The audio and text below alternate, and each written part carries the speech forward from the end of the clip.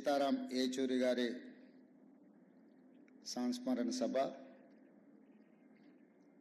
వారికి సంబంధించిన పుస్తకావిష్కరణ కార్యక్రమంలో పెద్దల్ మోహన్ కంద గారు, బివి రాఘోల్ గారు, తమ్మినేని వీరభద్రం గారు, సహచర శాసనసభ్యులు మిత్రుడు కూనంనేని సాంబశివరావు గారు, పార్లమెంట్ సభ్యులు డాక్టర్ మల్లు రవి గారు, శాసనసభ్యులు మాజీ మంత్రివర్యులు దానం నాగేందర్ గారు, పెద్దలందరూ, కామ్రేడ్ సోదరులందరికీ కూడా నమస్కారం. దేశ రాజకీయాలలో ఒక ప్రజాస్వామిక స్ఫూర్తిని, సమయం సందర్భం వచ్చినప్పుడు ప్రజాస్వామ్య పరిరక్షణలో భాగంగా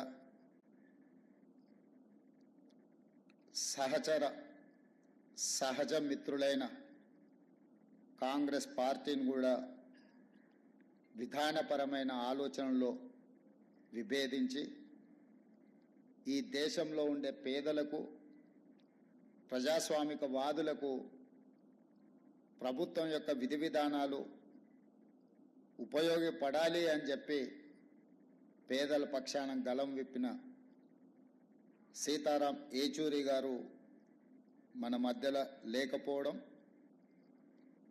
తీరని లోటు. కానీ వారి ఆలోచన విధానం, వారు విద్యార్థి దశ నుండి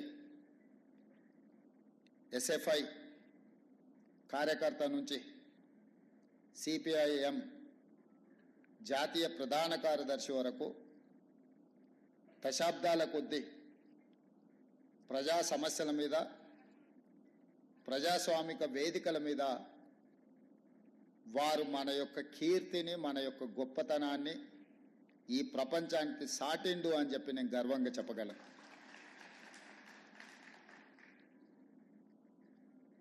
వారిని నేను తక్కువ కలిసిన, కాకపోతే పిసిసి అధ్యక్షుడు అయిన తర్వాత ఒక 2 సార్లు కలవడం జరిగింది. వారితో కొన్ని అంశాలు మాట్లాడుతున్నప్పుడు, వారితో మాట్లాడుతుంటే కీర్తిశేషులు జయపాల్ రెడ్డి గారితో మాట్లాడినట్టుగా నాకు అనిపించింది. ముఖ్యంగా మన రాష్ట్రాల నుంచి, మన ప్రాంతం నుంచి జాతీయ స్థాయిలో సిద్ధాంతపరంగా కానీ, విధానపరమైన ఆలోచన విధానంలో కానీ జైపాల్ రెడ్డి గారి సమకాలికులు సీతారాం ఏచూరి గారు అని చెప్పి మనం గట్టిగా చెప్పొచ్చు. బ్రతికున్నంత కాలం నమ్మిన సిద్ధాంతం కోసం నిలబడే వాళ్ళు చాలా కొద్దిమంది. రాజకీయాలలో ఉన్న ప్రజాప్రతినిధులు చాలామంది ప్రజాప్రతినిధులుగా ఎదగడానికి ఇచ్చిన ప్రాధాన్యత నమ్మిన సిద్ధాంతానికి ఇచ్చేది చాలా అరుదు. ఆ నమ్మిన సిద్ధాంతం కోసమే ఆఖరి శ్వాస వరకు నిలబడ్డ వ్యక్తి కామ్రేడ్ సీతారాం ఏచూరి గారు. చాలామంది నేను ఈ దేశానికే అంకితం, నేను ఈ ప్రజలకే అంకితం అని ఉపన్యాసాలలో చెప్తుంటారు. కానీ ఆచరణలో చాలా తక్కువ. కానీ సీతారాం ఏచూరి గారు బ్రతికున్నంత కాలం ప్రజల పక్షాన నిలబడమే కాదు, వారి మరణానంతరం కూడా వారి కుటుంబము, వారి పార్థివ దేహాన్ని ప్రజలకే ఇచ్చి ఇతరులకు వారు ఉపయోగపడాలనే విధంగా ఆదర్శంగా నిలబడ్డారు. అంటే నిజంగానే వారి దేశ పేద ప్రజలకు, ఈ దేశంలో అవసరం ఉన్న వాళ్ళ కోసం వారు అంకితమైనని చెప్పి మనం మాట్లాడుకోవచ్చు. ఈరోజు విలువలు, సిద్ధాంతాలు అంతరించిపోతున్న సందర్భంలో, చారిత్రాత్మకమైన సందర్భం, దేశం మీద భారతీయ జనతా పార్టీ లేదా భారతీయ జనతా పార్టీ లాంటి ఆలోచనలు ఉన్నవాళ్ళు అధికారం కోసం జమిలీ ఎన్నికల ముసుగులో ఈ దేశాన్ని కబలించాలనుకుంటున్నప్పుడు అత్యంత చారిత్రాత్మకమైన కీలకమైన సందర్భంలో సీతారాం ఏచూరి గారు లేకపోవడం ఈ దేశానికే తీరని నష్టము అని చెప్పి రాహుల్ గాంధీ గారు ఏ ఆలోచన ఏ మాట అయితే చెప్పినరో నేను 100% ఏకీభవిస్తున్నా. రాహుల్ గాంధీ గారికి, గాంధీ కుటుంబానికి సీతారాం ఏచూరి గారితో చాలా సన్నిహిత సంబంధాలు ఉన్నాయి. రాహుల్ గాంధీ గారు సీతారాం ఏచూరి గారిని ఒక ఫ్రెండ్గా, గైడ్గా, ఫిలాసఫర్గా, ఒక సిద్ధాంతకర్తగా బాగా ఇష్టపడతాడు.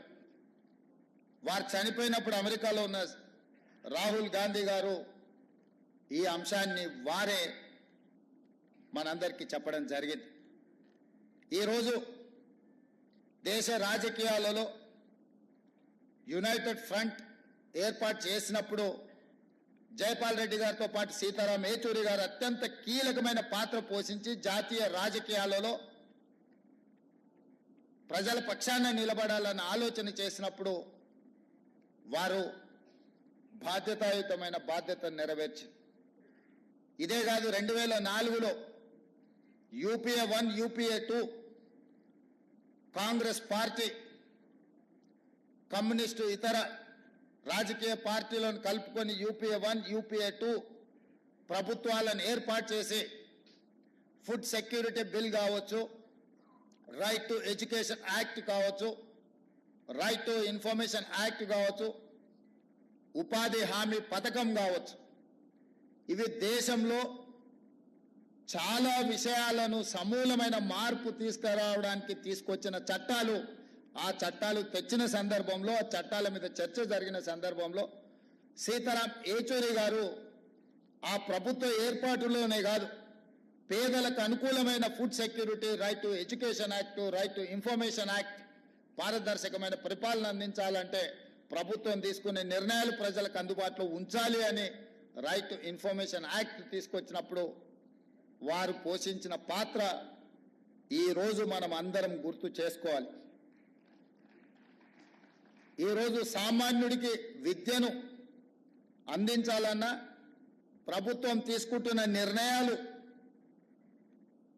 ప్రజలకు తెలవడానికి అవసరమైన సమాచార హక్కు చట్టాన్ని ఈరోజు ప్రజలకు అందించిన యూపీఏ 1, యూపీఏ 2లో సీతారాం ఏచూరి గారు చాలా క్రియాశీలక, చాలా కీలకమైన పాత్ర పోషించి, అలాంటి సీతారాం ఏచూరి గారు అధికారాన్ని నిలబెట్టుకోవడానికి భారతీయ జనతా పార్టీ తీసుకొస్తున్న రాజ్యాంగ మార్పులు కావచ్చు, రాజ్యాంగ సవరణలు కావచ్చు, రాజ్యాంగ సవరణ పరిపాలన పరమైన అంశం కాదు, యూనియన్ ఆఫ్ స్టేట్స్, రాష్ట్రాల యొక్క సమ్మిళితమే, రాష్ట్రాల యొక్క కలయికనే ఈ దేశం. యూనియన్ ఆఫ్ స్టేట్స్ అనే స్పిరిట్ని ఈరోజు దెబ్బతీసి జమిలీ ఎన్నికల ముసుగులో తమ ఆధిపత్యాన్ని నిరూపించుకోవాలని చెప్పి బీజేపీ చేస్తున్న ప్రయత్నాన్ని తిప్పికొట్టాలి. ఈ తిప్పికొట్టాల్సిన కీలక సమయంలో సీతారాం ఏచూరి గారు లేకపోవడం ఇది దేశానికే తీరని లోటు. ఇది సిపిఎంకు, కామ్రేడ్ కార్యకర్తలకు కాదు. ఈ దేశంలో ప్రజాస్వామ్య మనుగడ సాధించాలి, ప్రజాస్వామిక స్ఫూర్తి కొనసాగాలి, రాష్ట్రాల యొక్క హక్కులను కాపాడాలి, ప్రజల యొక్క జీవన పరిణామాలు మెరుగుపడాలి, ప్రభుత్వం యొక్క విధానాలను ప్రశ్నించడానికి అవసరమైన సందర్భంలో సీతారాం ఏచూరి గారు లేకపోవడం అనేది నిజంగా పేదలకే తీరని నష్టం. అందుకే మన ప్రాంతం నుంచి జాతీయ రాజకీయాలలో నేను ఈ మధ్యకాలంలో చాలా సందర్భాలలో ప్రస్తావించిన, జాతీయ రాజకీయాలలో తెలుగు వాళ్ళ ప్రాధాన్యత, నమ్మిన సిద్ధాంతం కోసం కట్టుబడి ఉన్న వాళ్ళ సంఖ్య క్రమేణా తగ్గుతూ పోతుంది. కనీసం మనం చెప్పుకోవడానికైనా మనకు ఒక దిక్సూచిలాగా ఉండాల్సిన సీతారాం ఏచూరి గారు మన మధ్యలో లేకపోవడం చాలా బాధాకరం.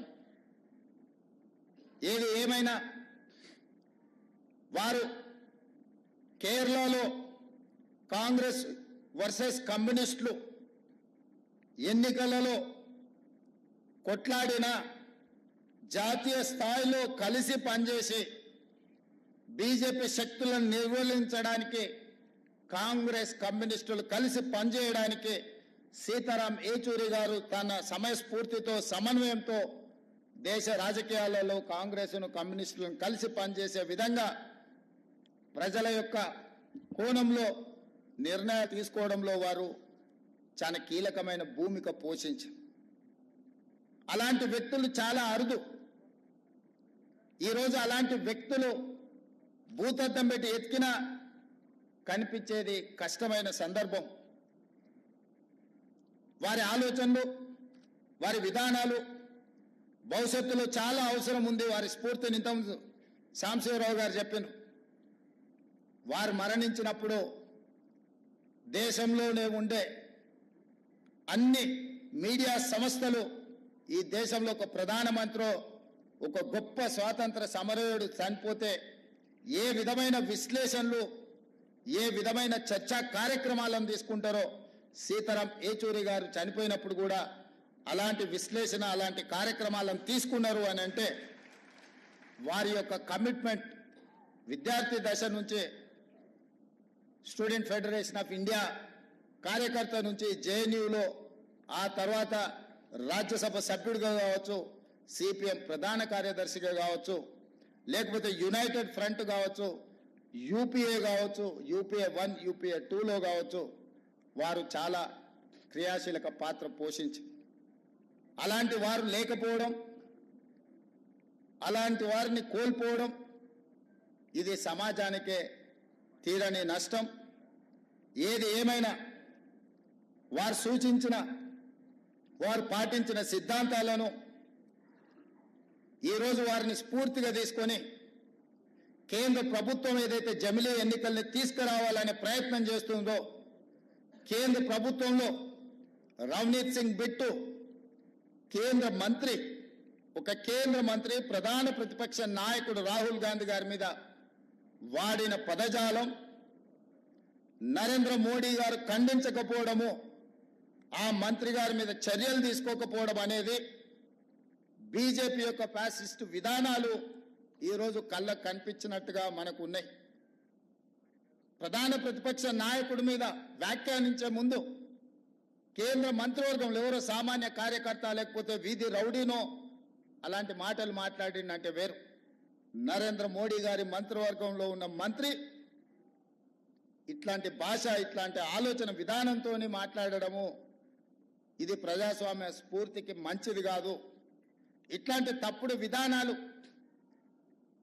ఇలాంటి భాష ప్రయోగాలు చేసినప్పుడు ఒక జడ్జి లాగా వ్యవహరించే సీతారాం ఏచూరి గారు లాంటి లేకపోవడం మనందరికీ ప్రజాస్వామ్యానికి కూడా నష్టం అని చెప్పి నేను ఈ సందర్భంగా తెలియజేయదలుచుకున్నా.